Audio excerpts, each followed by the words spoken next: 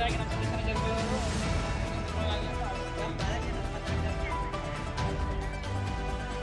ಸ್ವಲ್ಪ ಹಂಗ ಸೈಡ್ ಸೇರಿತೀರಿ, ಹಂಗ ಸೈಡ್ ಸೇರಿತೀರಿ. ಹಿಂಗೆ ಬರೀ ಸ್ವಲ್ಪ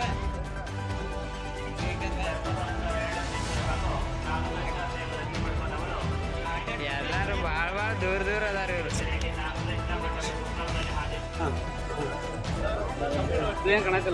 ಹೇಳ್ರಿ ಹೇಳ್ರಿ ಹೇಳ್ರಿ.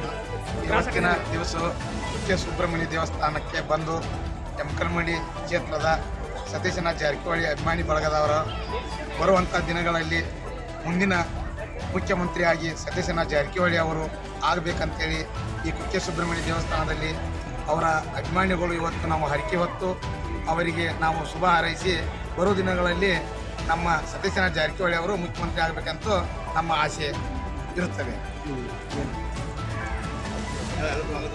ಸತೀಶಣ್ಣ ಕಿ ಜೈ. ಸತೀಶಣ್ಣ ಕಿ ಜೈ. ಸತೀಶಣ್ಣ ಕಿ ಜೈ.